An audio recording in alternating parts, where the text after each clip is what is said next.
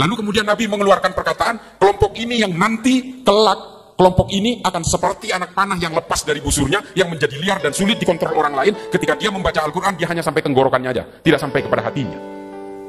Nabi sudah mengatakan seperti itu, dan betul, kelompok ini kemudian membesar, diteruskan oleh Amr bin Bakir At-Tamimi, kemudian diteruskan oleh Abdurrahman bin Muljam At-Tamimi. Inilah kelompok yang disebut dengan kelompok Khawarij. Mereka akan menjadi kerikil dalam sepatu setiap kekuasaan siapapun. Dia tidak akan berhenti sampai dia sendiri yang berkuasa. Tapi memang Tuhan tidak pernah memberi izin dia untuk berkuasa sampai hari ini. Kalau kemudian kelompok-kelompok sayap kanan, ekstrim kanan seperti ini tidak pernah berkuasa dan tidak pernah menang pilpres di Indonesia, berarti Tuhan masih menyayangi bangsa ini. Kelompok-kelompok inilah kemudian yang menjadi duri dalam daging setiap akselerasi peradaban manusia.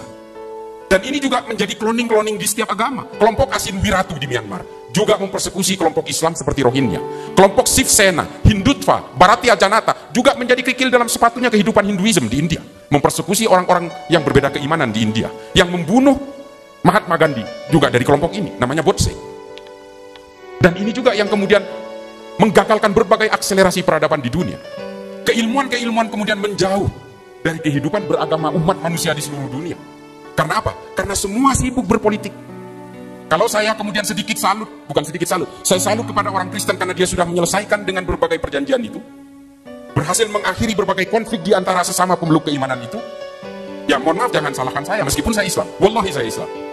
Tapi orang Kristen berhasil sadar dengan permusuhan-permusuhan ini, sehingga mereka membuat perjanjian di antara mereka. Ada nggak orang Kristen dan Katolik saling tebas hari ini? Nggak ada, karena mereka terikat oleh Westphalia Agreement dan juga Peace of Prague.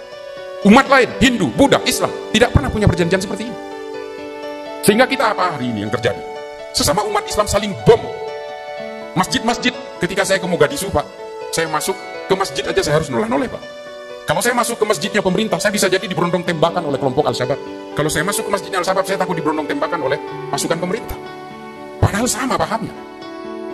Nah, kelompok-kelompok dari yang bernama Bani Tamim ini kemudian menjadi akar-akar radikal yang terjadi hingga abad ke-pertengahan, hingga kemudian pada awal abad ke-18. Inilah kemudian yang membuat berbagai virus radikal di tengah kita hari ini. Karena dulu apa? Karena Saudi dulu punya hutang budi besar kepada negara-negara barat. Ketika dia harus merdeka dari Kekaisaran Utsmani dan berhasil mengusir kelompok oposisi yang bernama Ibnu Rashidin ke Yordania. Sejak saat itulah kemudian negara Commonwealth berusaha menjadikan ajaran dari seorang ulama dari Najd bernama Muhammad bin Abdul Wahab At-Tamimi. Sama asalnya dengan Zulhuwaisirah At-Tamimi, sama asalnya dengan Amr bin Bakir At-Tamimi, dan sama asalnya dengan Abdurrahman bin Muljam At-Tamimi. Ajaran inilah kemudian yang dipakai dengan basis utama yang bernama Al-Wala wal-Bara. Apa Al-Wala wal-Bara? Ini adalah ajaran dari Ibnu Taimiyah dalam kitabnya Majmu' Al-Fatawa. Karena mereka kerepotan, Pak. Orang Saudi ini sama imannya. Untuk memisahkan ini, mengayak ini dari mana? Dari Al-Wala wal-Bara. Membangun monoloyalitas dan membangun permusuhan dengan orang yang dianggap berbeda. Bukan hanya berbeda keimanan, tapi berbeda orientasi politik pun dianggap lawan. Inilah kemudian yang dipakai oleh mereka hari ini, yang kemudian dimodifikasi dari Ibnu Taimiyah lewat sebuah fatwa dari ulama Saudi bernama Muhammad Said Al-Qahtani. Nama kitabnya Al-Wala wal-Bara fil Islam. Ini yang dipakai oleh semua teroris hari ini. Jadi kalau Pak Ami dari Densus 88, teman-teman dari Densus 88 menangkap teroris, kitab ini selalu ada. Kitabnya Muhammad Said Al-Qahtani ini ada. Karena postulat inilah yang dipakai. Jadi mereka, Pak, kalaupun meledakkan mal misalnya, korbannya orang Islam, mereka menganggap mereka bukan Islam, Pak, karena berbeda tujuannya. Meskipun sama-sama baca syahadat. Pola ini juga yang dialami oleh orang-orang yang merasa memeluk Islam di Nigeria, yang dibantai juga oleh Boko Haram, yang merasa memeluk Islam juga di Sudan yang dibantai oleh kelompok Hasan Turabi. Mereka yang juga merasa memeluk Islam di Pakistan yang dibantai juga oleh Laskar At-Taibah. Mereka yang merasa memeluk Islam di Suriah yang juga dibantai oleh Jabhatun Nusrah. Kelompok-kelompok ini tidak peduli mereka ini dianggap merasa Islam atau tidak. Yang penting mereka berbeda tujuan politik, maka dia musuh saya. Jadi jangan heran, Pak, kalau kemudian di Polsek Astana Anyar di Bandung diledakkan oleh Agus Muslim kemarin, korbannya juga polisi yang Islam. Karena bagaimanapun polisi ini adalah togut, anteknya pemerintah, orang kafir, karena dialah yang menegakkan hukum buatan manusia. Nah, pola ini sama dengan Abdurrahman bin Muljam. Kenapa Sayyidina Ali juga dikafirkan? Dia mengkafirkan Sayyidina Ali karena Sayyidina Ali dianggap menggunakan undang-undang buatan manusia ketika menerima arbitrase tawaran damai dari Muawiyah bin Abi Sufyan. Kalau begitu Ali telah kafir karena dia tidak berhukum kepada Allah, karena dia sudah membuat hukum buatannya sendiri. Dia mau berdamai dengan bugot yang bernama Muawiyah. Nanti kelompok Khawarij ini akhirnya juga bergandengan tangan dengan Muawiyah ketika dengan kelompok Bani Umayyah ketika melakukan perang Zab dengan kelompok Bani Hashim. Serem, Pak, kalau bicara tentang politisasi agama. Orang Kristen juga kemudian terciptakan firqah-firqah juga di Arab. Gara-gara apa? Politik. Mengapa di Arab itu orang-orang Kristen yang tadinya hanya satu bagian entitas saja kemudian pecah menjadi Kristen Ortodok, Koptik, Yunani Ortodok, Maronit? Itu juga dimulai dengan perpecahan-perpecahan politik karena persoalan-persoalan kondisi kekuasaan. Hindu juga demikian, Buddha juga demikian, kelompok Katolik di Amerika Selatan. Saya juga sudah pernah ke Amerika Selatan. Mereka juga menunggangi agama untuk memecah belah masyarakat. Orang-orang Katolik Spanyol juga membantai orang-orang Yucatan, suku Inca, Maya yang hari ini hampir punah karena mereka menolak untuk masuk ke dalam agama mereka. Kalau sudah berhubungan dengan politik, semua agama akan mudah menjadi alat legitimasi berbagai aksi kekerasan. Oleh karena itulah, jangan heran kemudian jika ada beberapa akademisi yang mengatakan bahwa Al-Qaeda juga diciptakan oleh Barat, ISIS juga diciptakan oleh Barat, Boko Haram diciptakan oleh Barat, Al-Shabaab juga diciptakan oleh Barat. Tapi persoalannya adalah kemudian kita tidak perlu tahu soal fabrikasi dan berbagai konspirasi pembentukan itu, tapi kemudian yang menjadi korban adalah orang-orang di Indonesia yang kemudian terpapar oleh paham ini. Dari sini kita bisa melihat bahwa urat utama, mainstream, arus utama dari berbagai gerakan kekerasan ini selalu berbasiskan al-wala wal-bara yang diusung oleh Wahabisme. Silakan bantah saya. Bapak Ibu sekalian, saya bukannya anti dengan pemahaman orang lain. Saya juga tidak anti terhadap Kristen, meskipun saya Islam. Saya tidak anti dengan Hindu dan Buddha. Saya punya prinsip yang paling baku, seperti yang ditulis oleh Jalaluddin Rumi dalam Fihi Ma Fihi. Bahwa apapun agamamu, apapun sukumu, semua manusia diciptakan oleh Tuhan yang sama. Kita ini kan karena berbeda kelahiran saja, kemudian agama kita menjadi berbeda. Saya lahir di Madura, bapak saya Islam, kakek saya Islam. Kalau saya lahir di Meksiko, Pak, muka saya glowing. Dan saya Katolik. Makanya kemudian Habib Ali Al-Jufri menulis sebuah kitab yang sangat simpel. Namanya Al-Insaniyah Qabla Tadayyun. Humanity Before Religiosity. Kenali dulu kemanusiaan sebelum kamu mengenal keimanan. Kalau kamu mengenal keimanan lebih dulu, lalu kemudian kamu lalai mengenal kemanusiaan, maka kamu akan menjadi Tuhan-Tuhan kerdil dan kamu akan selalu menghakimi orang lain. Kita akan sibuk menghitung dosa orang lain. Ketika orang berbeda dengan saya, kemudian saya menghakimi, kamu akan masuk neraka. Makanya kemudian kata Habib Ali Al-Jufri dikatakan, kenali dulu kemanusiaan. Bahwa kita ini semua bersaudara dalam kemanusiaan. Kita ini hanya persoalan beda kelahiran. Sementara kelahiran itu juga bukan permintaan kita. Ini ditentukan oleh Allah kok.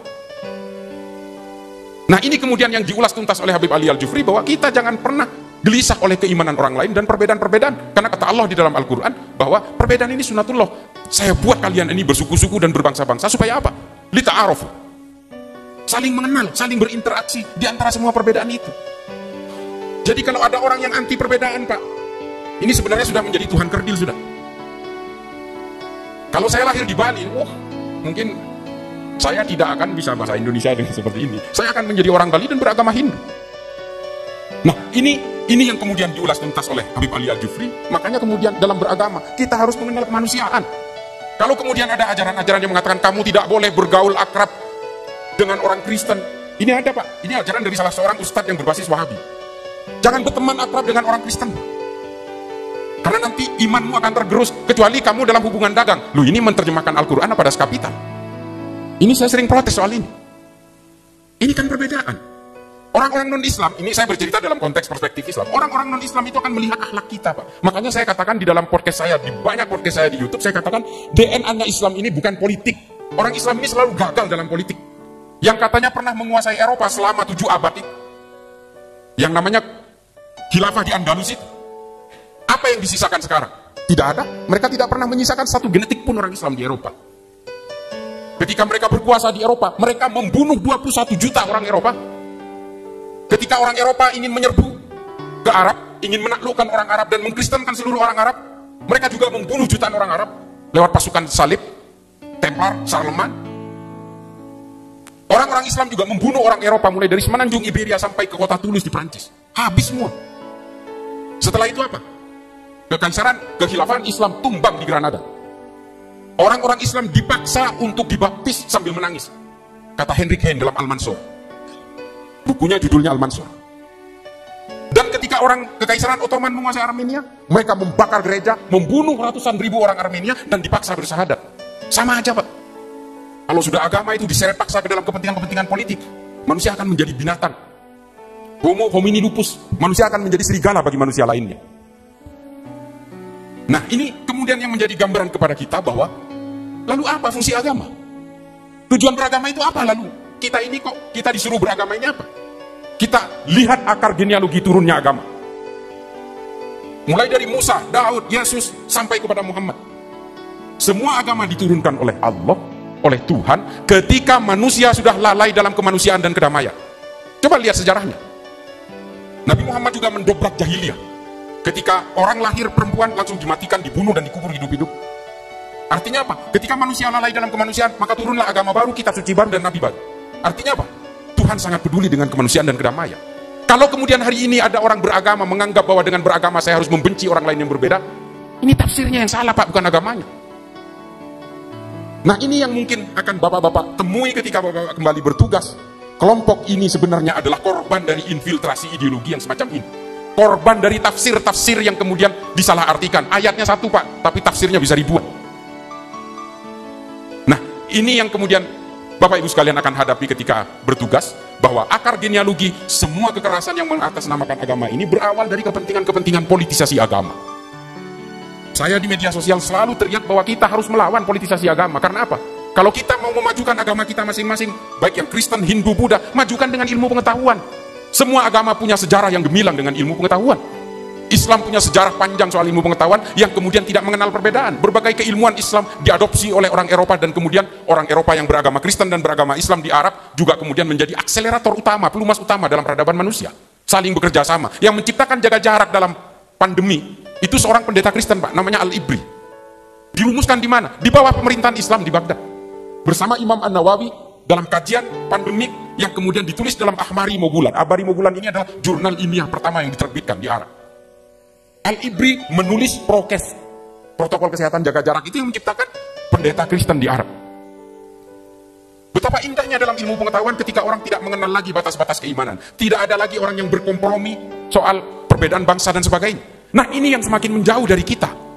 Umat Islam terutama tidak lagi melahirkan Ibnu Sina, Al-Ibri. Orang Kristen tidak lagi melahirkan Al-Ibri. Orang Islam tidak lagi melahirkan Ibnu Sina, Tabrizi, Rumi, Ibnu Khaldun, Al-Khawarizmi. Kita semakin menjauh dari tokoh-tokoh seperti ini. Yang kita lahirkan hari ini, Ayman Al-Zawahiri, Osama Bin Laden, Said Qutb, Muhammad Qutb, Abu Bakar Basir, Oman Abdurrahman. Ini yang kita lahirkan hari ini. Dan berbagai gerakan-gerakan yang mengatasnamakan Kristen juga banyak tampil di Amerika Selatan. Kita semakin kehilangan ilmuwan-ilmuwan. Hari ini ilmuwan yang tidak percaya Tuhan malah banyak muncul, Pak Richard Dawkins, Sam Hitchens, Tim Harris.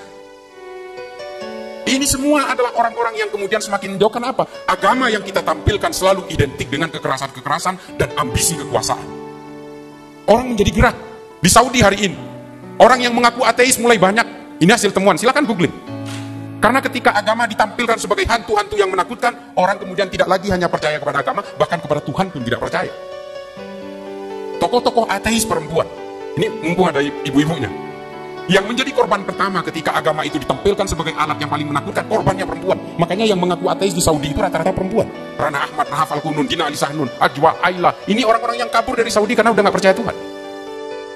Orang dikerangkeng seolah-olah perempuan itu menjadi warga kelas 2. Makanya saya sering dikatakan, ini buat yang ibu-ibu, saya sering dikatakan, oh ini liberal ini, karena saya anti poligami, Bu. Saya anti poligami, saya katakan, saya tidak mau mengikuti poligami meskipun Rasulullah melakukan itu, saya nggak mau. Karena apa? Ini mudorot buat saya. Itu loh. Tapi hari ini semua dibawa ke dalam ranah-ranah seolah-olah semua perbuatan apapun harus menggunakan agama, dan menggunakan agama itu seolah-olah sah dan legal. Jangankan politik, jangankan urusan selangkangan, urusan investasi aja pakai agama sekarang. Nah, ini kemudian yang kita harus petakan, bahwa yang akan dihadapi oleh bapak-bapak sekalian nanti adalah bukan hanya persoalan ideologi yang berbasis ideologi agama yang berbasis kekerasan, tapi juga berbagai hasrat-hasrat politik yang menggunakan basis-basis agama. Nah, yang paling terakhir, lalu apakah orang beragama harus menjauh dari politik? Nah, ini di dalam Islam, Imam Ghazali menulis dalam Ihya Ulumuddin mengatakan Islam dan politik itu seperti saudara kembar. Orang Islam harus berpolitik, kata Imam Ghazali. Bahkan oleh Ibn Rus disederhanakan lagi, yang nanti akan menjadi teori Verfassungspatriotismus dari Jürgen Habermas. Dalam Tahafud at-Tahafud mengatakan, oh silakan berpolitik, orang Kristen berpolitik, orang Hindu berpolitik, orang Islam berpolitik, kata Imam Ghazali, supaya apa? Produk-produk politik tidak keluar dari jalur maqasidus syariah. Orang Kristen juga harus berpolitik untuk mengawal jalur-jalur supaya produk politik tidak keluar dari jalur-jalur kekristenan. Demikian juga Hindu Buddha.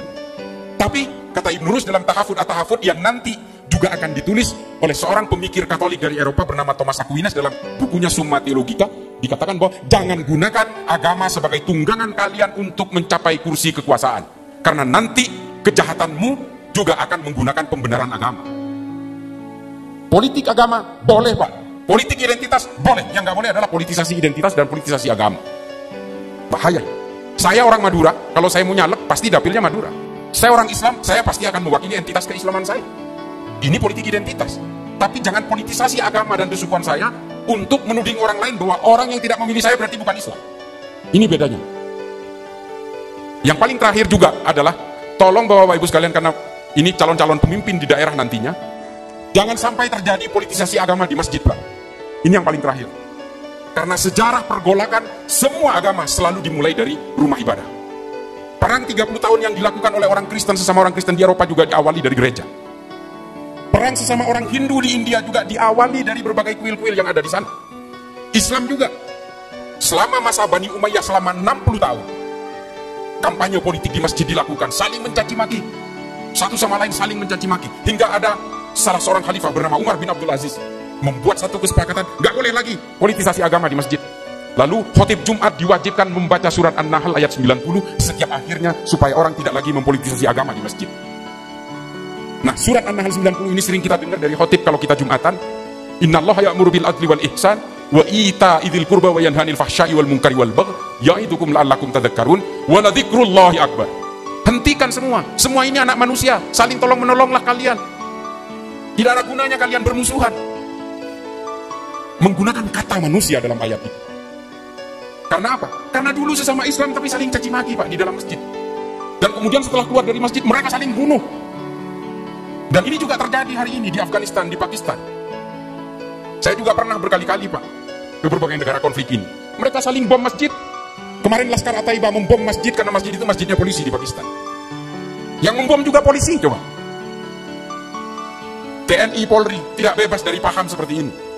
Data terakhir 23.000 teman-teman dari Polri yang terpapar oleh paham al-wala wal-bara. Kalau mau diperjelas, paham Wahabi Salafi. Yang tergabung dalam PCS, Polisi Cinta Sunnah. Makanya kemudian keluar Perpol nomor 7 tahun 2022 yang melarang anggota Polri untuk memeluk ajaran-ajaran eksklusif berbasis ekstrim seperti ini. Lalu keluar dipertegas dalam surat edaran dari Wakapolri bahwa di situ disebutkan salah satunya adalah Wahabi Salafi. Jelas. TNI juga 9.200 berdasarkan data Al-Farah yang terpapar ajaran ini. Tapi satu-satunya yang punya aturan internal seperti Perpol nomor 7 ini baru Polri. Mudah-mudahan dari rekan-rekan dari TNI akhirnya berinisiatif untuk membuat undang-undang seperti Perpol nomor 7 ini. Kebetulan saya menjadi salah satu tim rumus bersama teman-teman yang lain untuk Perpol nomor 7, tapi bukan yang patsus Pak, enggak, saya nggak ikut-ikut. Saya yang bagian ajaran ini aja. Salah satu poin pasal 8182. 8182 malah patsus, tapi ada salah satu pasal di dalam Perpol nomor 7 itu. Nah, ini menjadi penting Pak, karena Bapak-bapak sekalian bertanggung jawab terhadap keamanan, bertanggung jawab terhadap pertahanan negara, maka Bapak-bapak harus menyadari bahwa Bapak tidak boleh terbelah dalam berbagai apapun. Ini NKRI Pak, ini Pancasila. Yang Islam, kita harus punya anggapan bahwa Pancasila ini adalah al-asobiyah. Ini adalah piagam Madinah kita. Kita tidak boleh lagi punya cita-cita bahwa negara ini harus berdasarkan hukum syariah. Negara-negara yang hari ini berkonflik semuanya berawal dari tarik-menarik tentang persoalan hukum. Sudan berkonflik sampai hari ini karena Sudan dulu pernah menggunakan hukum syariah pada tahun 83 pada masa Presiden Ja'far Numeiri. Dan setelah itu apa? Sudan terlibat dalam perang sipil terpanjang di dunia yang membelah Sudan hari ini, selatan Kristen, utara yang Islam, dan mereka terpisah menjadi dua negara. Yang paling terakhir, Indonesia ini adalah negara nggak masuk akal Pak. Tidak masuk akal. Kalau kata Romo Magnis itu the impossible state. Mengapa dikatakan demikian? 17.000 pulau, 700 suku, ratusan bahasa, puluhan agama beserta sekte-sektenya hidup dalam satu entitas negara. Kalau Indonesia ini ada di Arab mungkin sudah pecah menjadi 15 atau 20 negara. Kalau ada di Eropa mungkin sudah pecah menjadi 15-20 negara. Yugoslavia berabad-abad Pak menjadi satu negara. Akhirnya pecah menjadi 7 negara. Karena apa? Karena persoalan identitas. Serbia, Montenegro, Estonia, Bosnia dan sebagainya. luluh lantak Pak, menjadi negara-negara yang terpecah belah. Coba lihat negara-negara di Arab, sukunya sama, bahasanya sama, budayanya sama, agamanya bisa dibilang sama, tapi negara perintil-perintil Kuwait, Oman, Bahrain, mereka nggak bisa bersatu, padahal satu suku, satu bahasa loh, cuma beda dialek aja. Indonesia ini sudah bermacam-macam seperti ini, tapi masih menjadi satu negara sampai hari ini blessing banget. Tepuk tangan. Inilah negara kesatuan Republik Indonesia dengan Pancasila. Kalau dulu ada satu yang egois, gak bisa, Indonesia harus pakai sistem syariah. Hari ini Pak, bukan hanya orang Kristen, orang Hindu, orang Buddha yang berperang dengan orang Islam, sesama Islam pun akan berperang. Kalau undang-undang syariah yang dipakai versinya Wahabi, lalu kemudian mengatakan siapapun yang maulidan tolong polisi tangkap, orang NU mau terima nggak? Perang Pak. Kalau kemudian NU yang berkuasa, undang-undangnya, semua orang yang meninggal wajib ditahlilkan, terima nggak orang Wahabi, orang Salafi, orang Muhammadiyah? Nggak terima Pak. Makanya kemudian keputusan ulama, pendeta, pastor dan sebagainya, tokoh-tokoh nasionalis memutuskan kita harus membuat bejana yang bisa menjadi wadah dari semua kepentingan ini. Silahkan menggunakan hukum syariah dalam kehidupan beragama, tapi dalam kehidupan bernegara kita harus tetap mengacu pada Pancasila sebagai kehidupan yang harus ditampung bersama dalam bernegara. Dan ini konsepnya Nabi banget. Demokrasi modern juga dirumuskan dari Al-Muqaddimahnya Ibnu Khaldun kok, oleh John Locke dan John Maynard. Hari ini kemudian demokrasi diharamkan. Yang mengharamkan malah menikmati demokrasi Pak. Demokrasi hari ini diharamkan, tapi mereka menikmati kebebasan demokrasi, meneriakan anti demokrasi tanpa ada orang yang menangkapnya. Anomali.